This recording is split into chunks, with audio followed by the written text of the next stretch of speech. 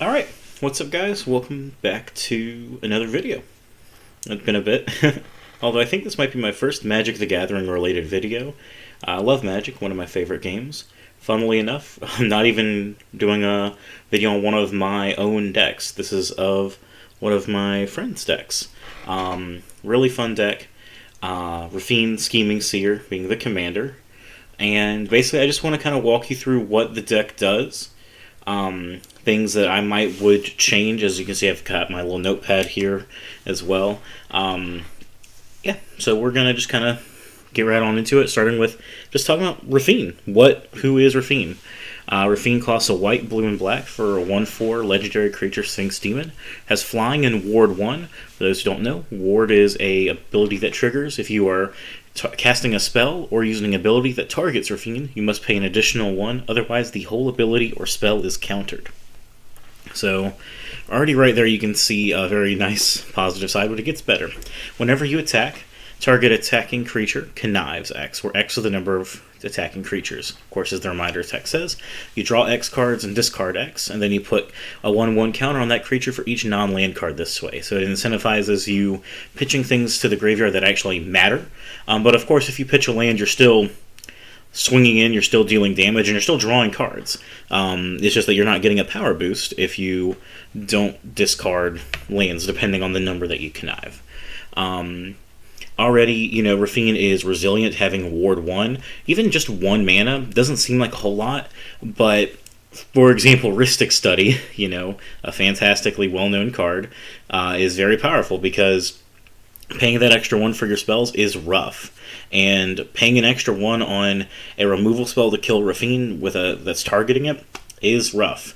It also means that if you are targeting other things as well, if you don't have the 1 to pay for Raffine and you wanted to target Raffine with it as well, like return 2 target creatures to their controller's hands, or their owner's hands, then you've got to pay that additional 1, not for both creatures of course, but still on just a spell that is targeting multiple things.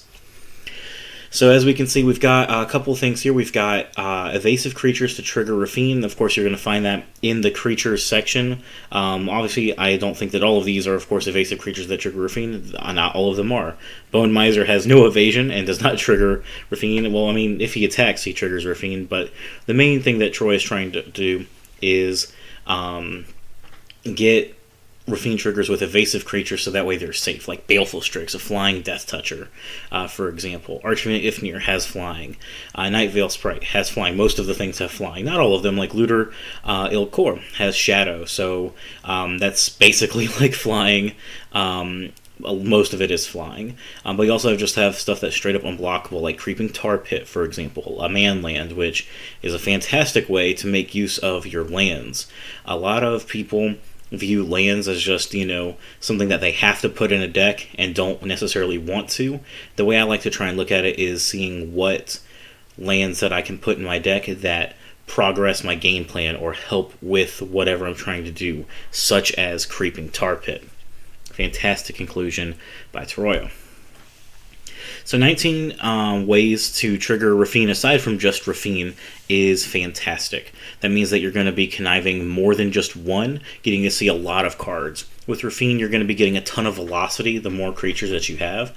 If you're swinging with 3 creatures and you do that 3 turns, congratulations, you've drawn 9 cards. And granted, you've also discarded 9 cards, but you're able to pick the best of that you want. So we've also got 7 Raffine replacements. Some of these are going to be some pieces over here. Let me pull those up. We've got Malcolm, Alluring Scoundrel. Whenever he deals combat damage, you put a course count on him and then draw and discard. So he's kind of still getting that draw discard going. It's only 1, but after a few hits, he'll eventually start just letting you cast them for free. If you've already played Raffine and gotten some counters on stuff, then Metropolis Angel, in a way, can act like a Raffine, except you're not discarding. We've got Shadow Mage Infiltrator. When he deals combat damage, you're drawing. Spark Double literally gives a second Raffine in most cases. I'd even argue Thief of Sanity is in a sense a replacement for Raffine because you're still getting a extra card. Granted, it's not one of your own, it's one of your opponents, but still.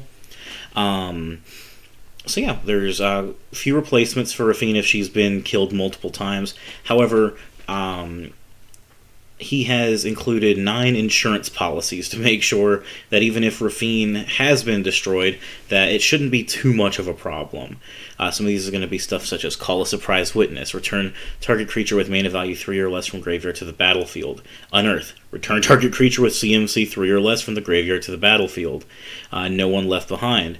This costs 3 less to cast if you're targeting a creature card with mana value 3 or less, return that creature to the battlefield. So he's got a lot of cheap ways to make sure he can try and bring Raffine back. One of my favorite ones is actually Dread Return, because that can be pitched into the graveyard, and if you've got a few other creatures that you don't mind sacrificing in order just to get back Raffine, well, there you go. So, quite a few options available in the insurance policies. But of course, that's not his only way to try and get around his opponents doing stuff. He's also got 16 ways of either interaction or board control.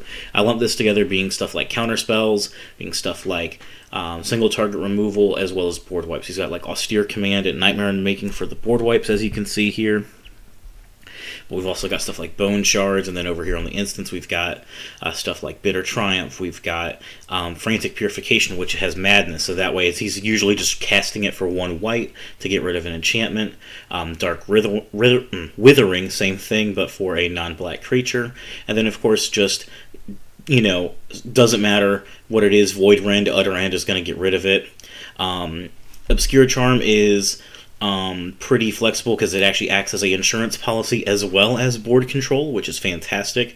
Having a lot of these here are going to be things that do multiple things. Like another great example of multifacet is Malcolm, being a Raffine replacement, but also a Raffine enabler, as well to get additional triggers off of Raffine. Fantastic. The deck also contains 22 different ways that it's paying off from Raffine happening. This is going to be stuff such as like Containment Construct, being able to play the things that you've discarded so that way it doesn't matter. Every time you discard, you're going to be scrying some as well, so that way you're going to be able to, filter away what you might not need. I even include Likeness Looter as a payoff because you're getting to use the stuff that's in the graveyard as well. Oscar Rubbish Reclaimer is fantastic, being able to immediately cast things that have been discarded as well. Quasar is a card for sure. It's all right. Its target opponent loses a life and you gain a life. I definitely think that a much better payoff is something such as Feast of Sanity, which deals a damage to any target and then you gain a life rather than just a opponent, so that way you can ping creatures and get rid of them.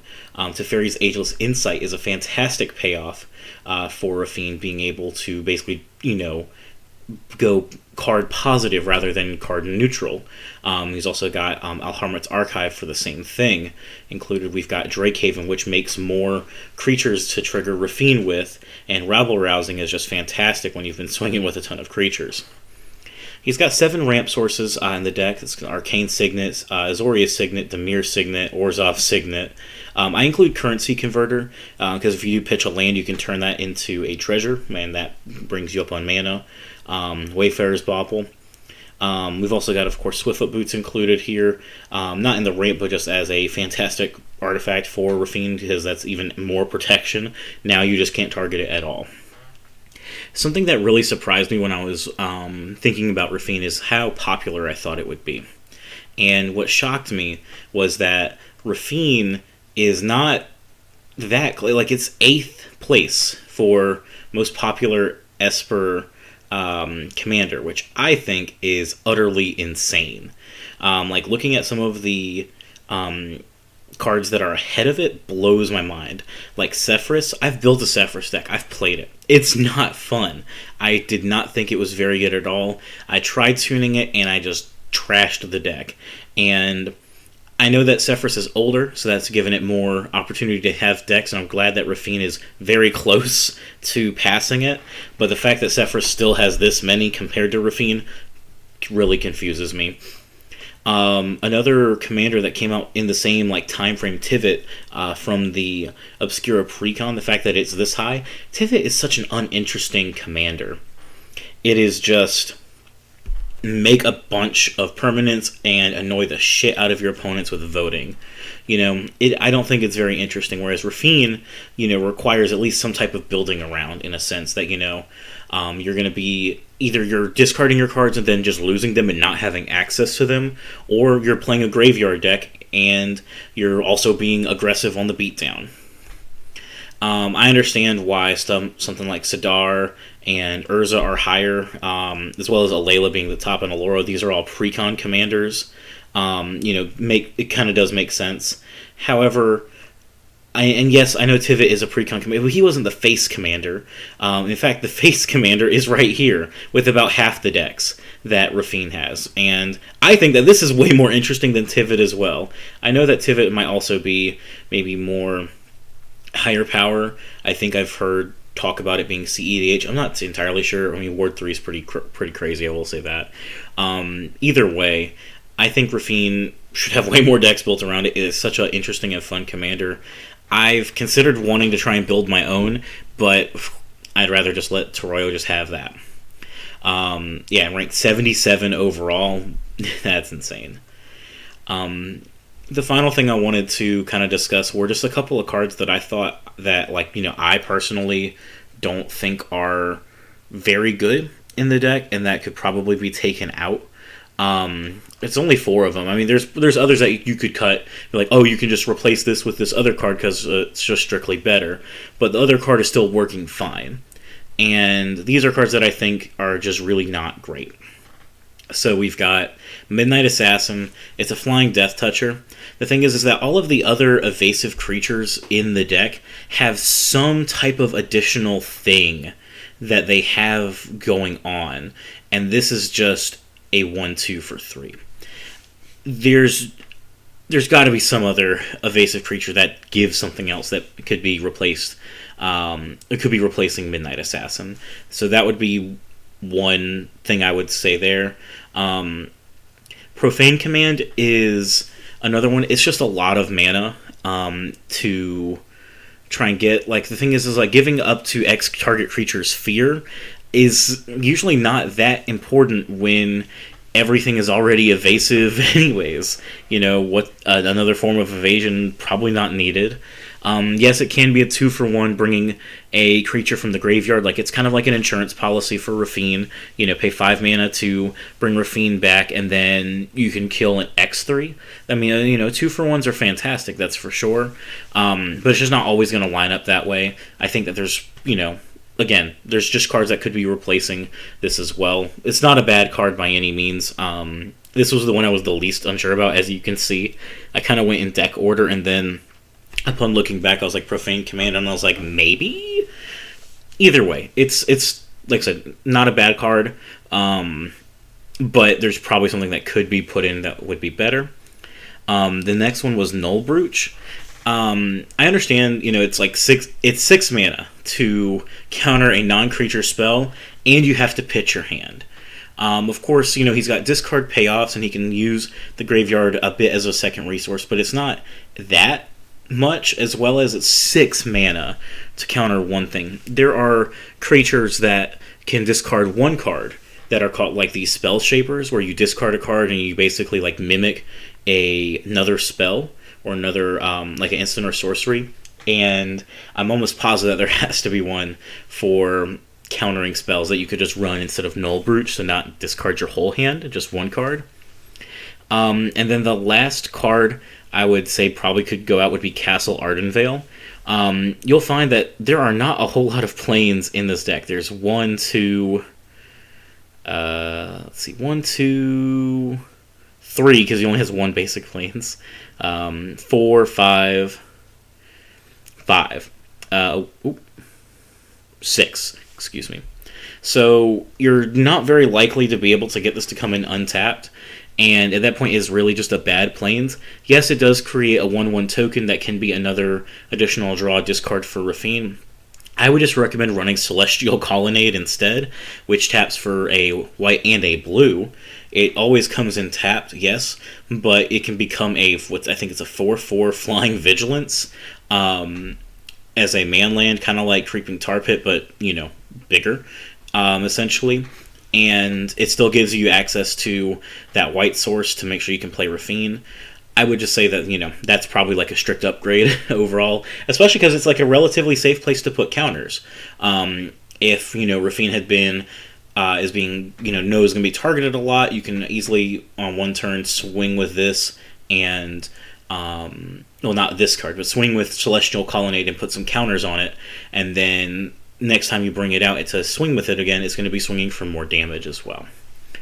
But yeah, that was pretty much it. I just wanted to go through like a pretty quick discussion of, what this deck is and what I like about it and what it just kind of does.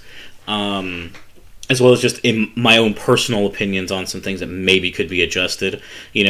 Wow, Ethan didn't like 4% of the deck. Okay, that's not a big deal. And of course, it's his deck, he can do what he wants. But yeah, that's pretty much it. So thank you for anyone who did decide to watch the video. I know it's not what I usually do, but I'm probably going to try and do more Magic content overall. Like I said, really love Magic. So yeah, hope y'all have a wonderful rest of your day.